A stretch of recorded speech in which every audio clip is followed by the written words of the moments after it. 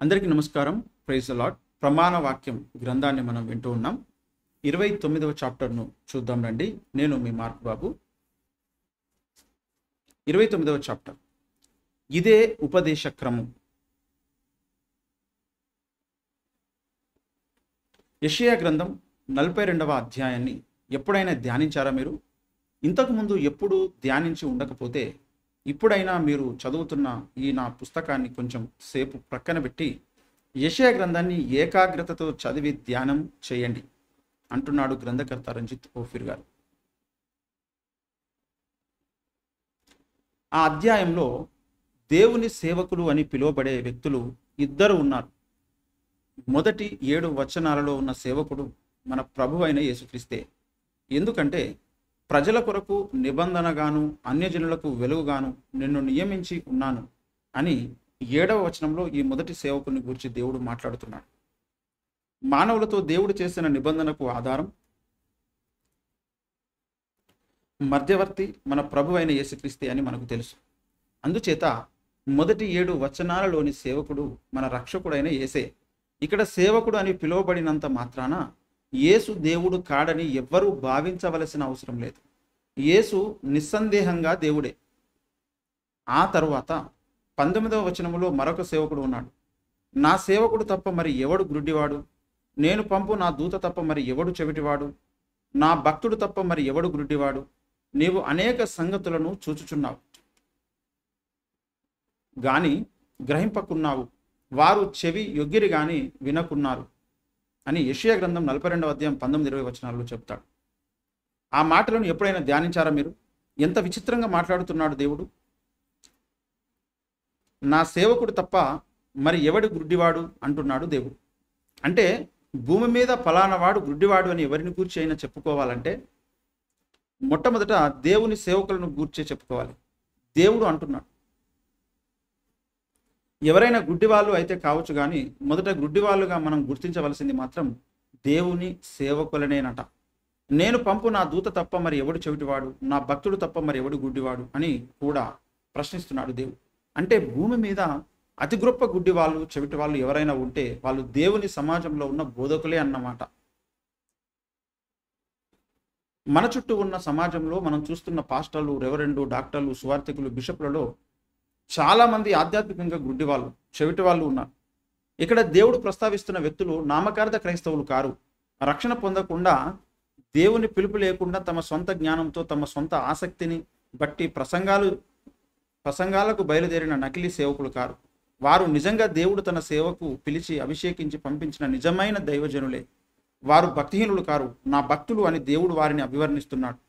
నా భక్తుడు, నా సేవకుడు అని దేవుడు పిలుస్తున్న ఒక వ్యక్తి ఆధ్యాత్మికంగా గుడ్డివాడై ఉండడం సాధ్యమేనా? సాధ్యమే. దేవుని సేవకుడైనంత మాత్రాన అతడు గుడ్డివాడే ఉండడం అసంభవం. అయితే యెషయా గ్రంథం 42వ అధ్యాయం 19లో దేవుడు అబద్ధమాడుతున్నాడని మనం భావించవలసి వస్తుంది. దేవుడు అబద్ధమాడడం అసంభవం అని మనం స్థిరంగా నమ్మితే సత్యదేవుని యొక్క నిజమైన సేవకులలో కూడా అనేక మంది ఆధ్యాత్మిక గుడ్డి వాళ్ళు ఉన్నారని మనం ఒప్పుకోవాలి. తాను ఒక ఆధ్యాత్మిక అంధుడనని ఏ పాస్టర్ గారు ఒప్పుకుంటారు?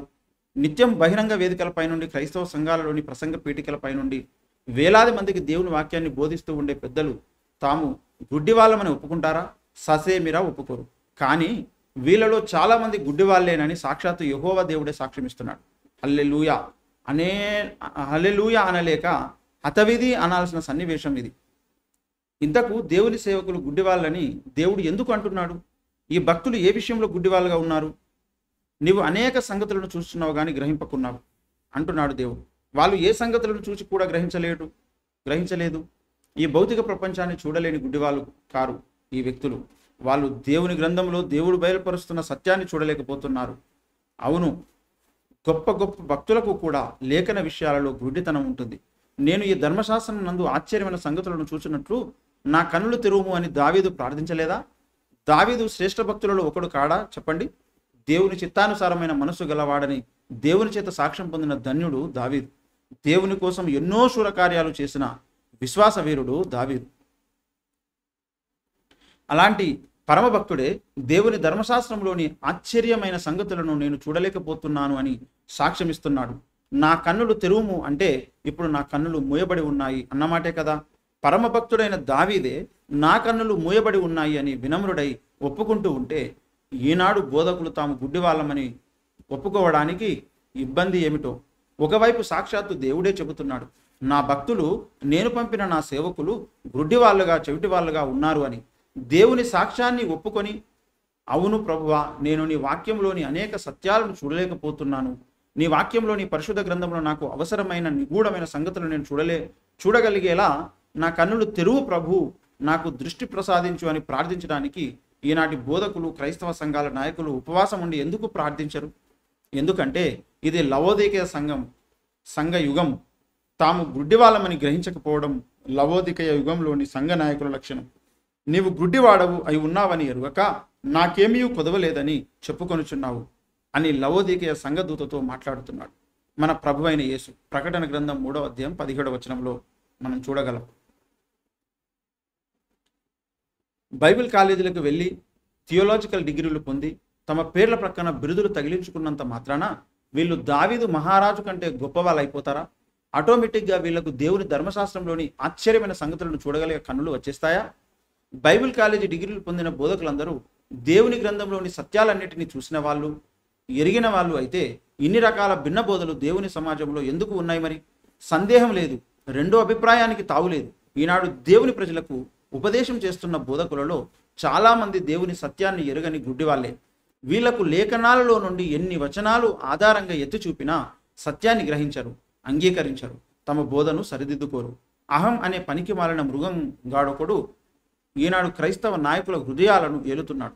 దేవుని వాక్య సారాంశాన్ని వీరు ఎరుగరు. దేవుని సమాజం ఎదుర్కొంటున్న సమస్యలకు పరిష్కారం చూపించలేరు. కానీ నేను ఒక పెద్ద నాయకుణ్ణి, డిగ్రీలు ఉన్న బోధకుణ్ణి అనే తెలివి తక్కువ గర్వాన్ని మాత్రం బాగానే పెంచుకున్నారు తమ గుండెల్లో. మరి ఇప్పుడెలా, ఏం చేయాలి?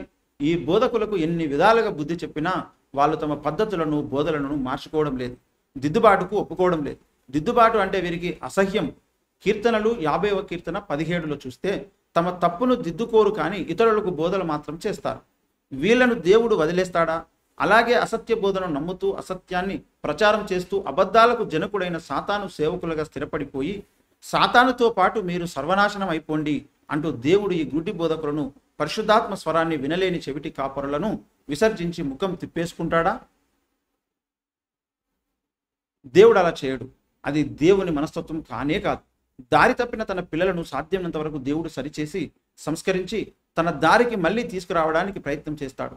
అందుకే యెహోవా తన నీతిని బట్టి సంతోషం గలవాడై తన ఉపదేశమును గొప్ప చేసెను అంటున్నది లేఖనం యెషయా గ్రంథం 42వ అధ్యాయం 21వ వచనంలో.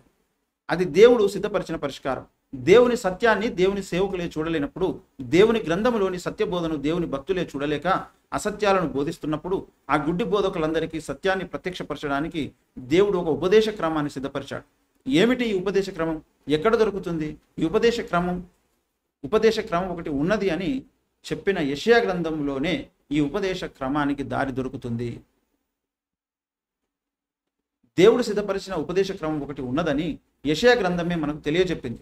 బోధకులందరూ ఏ ప్రమాణ వాక్యం ప్రకారం బోధిస్తే వారికి అరుణోదయం కలుగుతుందో ఆ ప్రమాణ వాక్యాన్ని కట్టి ముద్రించి దేవుని శిష్యులకు అప్పగించాలి అనే ఆజ్ఞ కూడా యెషయా గ్రంథంలోనే కనబడుతోంది.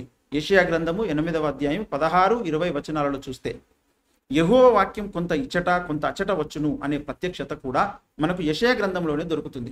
యెషయా గ్రంథము 28వ అధ్యాయం 13వ వచనంలో యెహోవా గ్రంథములోని వచనాలు పక్షుల వంటివి అని, ప్రతి పక్షికి ఒక జతపక్షి ఉంటుందని, ఆ జతపక్షులను మనం దేవుని పరిశుద్ధాత్మ సహాయంతో పోగు చేసుకోవాలని ఒక సూచన కూడా మనకు యెషయా గ్రంథంలోనే కనబడుతుంది. అలా మన కొరకు దేవుని గ్రంథంలో కొంత ఇచ్చట కొంత అచ్చట వ్రాయబడిన యెహోవా వాక్యాన్ని పోగు చేసుకోవడానికి పరిశుద్ధాత్మ దేవుని సహాయంతో, ఆ దేవుని నోటి ఊపిరి సహాయంతో పరిశోధించినప్పుడు మనకు క్రొత్త నిబంధనలో 4 సువార్త గ్రంథాలు ఉన్నట్లు పాత నిబంధన లేఖనాలలో 4 సాదృశ్య పాఠాలు దొరికాయి. ఈ 4 సాదృశ్య పాఠాలు సమైక్యంగా చెబుతున్న సిద్ధాంతమే దేవుడు మన కొరకు సిద్ధపరిచిన ఉపదేశ క్రమం. ఈ ఉపదేశ క్రమమే అంటూ ఈ యొక్క చాప్టర్ ముగించబడింది.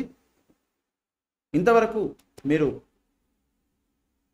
ఈ యొక్క వీడియోస్ని చూస్తున్నట్లయితే ఇంతకుముందు ఉన్నటువంటి వాటిని తప్పకుండా చూడండి, మళ్ళీ చూడండి. నెక్స్ట్ వచ్చేటువంటి ఎపిసోడ్ కొరకు మీరు ప్రార్థన పూర్వకంగా సిద్ధపడాల్సింది మనవి చేస్తున్నాను. అందరికీ నమస్కారం. Praise the Lord. May God bless you.